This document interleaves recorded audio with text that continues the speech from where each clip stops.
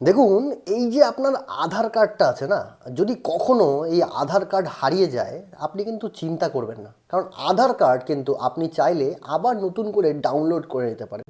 তার জন্য আপনার শুধু আধার কার্ড যে নাম্বারটা আছে, সেই নাম্বারটা জানা থাকা জরুরি। আপনার নাম্বার যদি আপনি জানেন বা জেরক্স কপি যদি আপনার কাছে থাকে, তাহলে কিন্তু আপনি চাইলেই 1 সেকেন্ডের মধ্যে আধার কার্ডকে আবার ডাউনলোড করে নিতে পারেন এবং প্রিন্ট আউট করে নিতে পারেন। সেটা কিভাবে করবেন সেটাই কিন্তু এই ভিডিওতে আমি দেখাবো। চলুন সবার প্রথমে দেখা যাক। যদি আপনার কাছে একটা স্মার্টফোন থাকে, তার জন্য সবার প্রথমে আপনাকে যেতে হবে আপনার ফোনের গুগল ক্রোমে। যাওয়ার পর এখানে লিখতে হবে ইউআইডিএআই লিখে সার্চ করার পরে আপনি নিচে এই মাই আধার লগ ইন যে অপশানটা আছে, এই জায়গাটা ক্লিক করবেন।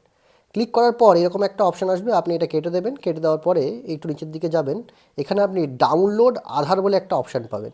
এখান থেকে কিন্তু আপনি চাইলেই ডাউনলোডটা করে নিতে পারেন। এখানে ক্লিক করবেন। ক্লিক করার পরে এখানে আপনার আধার কার্ড নাম্বারটা কিন্তু বসাতে হবে।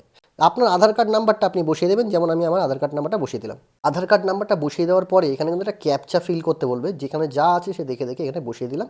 এরপরে সেন্ড ওটিপিতে ক্লিক করতে হবে। যেই আপনি সেন্ড ওটিপিতে ক্লিক করবেন, আপনার আধার কার্ডের সাথে যেই মোবাইল নাম্বারটা লিঙ্ক আছে সেই নাম্বারে কিন্তু একটা ওটিপি যাবে অটোমেটিক্যালি। সেই ওটিপিটা আপনাকে বসিয়ে দিতে হবে। যখন এখানে একটা ওটিপি এসছে, সে আমি ওটিপিটা এখানে বসিয়ে দেবো। বসিয়ে দেওয়ার পরে আপনাকে ভেরিফাই অ্যান্ড ডাউনলোডে ক্লিক করতে হবে। যেই আপনি ভেরিফাই এবং ডাউনলোডে ক্লিক করবেন, ক্লিক করার পরে অটোমেটিক্যালি আপনি দেখবেন আপনার ফোনে এই আধার কার্ডের পিডিএফ ফাইলটা কিন্তু ডাউনলোড হয়ে যাবে। দেখুন ডাউনলোড হয়ে গেছে। এবার আমি চাইলে এটাকে ওপেন করতে পারি। যেই আপনি ওপেনে প্রেস করবেন, তখন কিন্তু একটা পাসওয়ার্ড চাইবে। এই পাসওয়ার্ডটা কি? এই পাসওয়ার্ডটা হলো আপনার নামের প্রথম 4টে লেটার। যেমন আমার নাম বিশ্বজিৎ, তাহলে প্রথম 4টে লেটার কী হবে? BISW হয়ে গেল।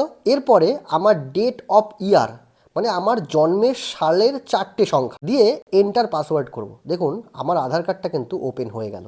তো আপনারাও কিন্তু চাইলে আধার কার্ডটা এভাবে ডাউনলোড করে নিতে পারেন এবং এটা প্রিন্ট আউট করে আবার নতুন আগের মতো আধার কার্ড ফিরে পেতে পারেন। তো যদি ভিডিওটা আপনার কাছে ইনফরমেটিভ লেগে থাকে, যেই বন্ধু আধার কার্ড হারিয়েছে তাদেরকে শেয়ার করুন আর চ্যানেলটাকে অবশ্যই ফলো করে রাখবেন।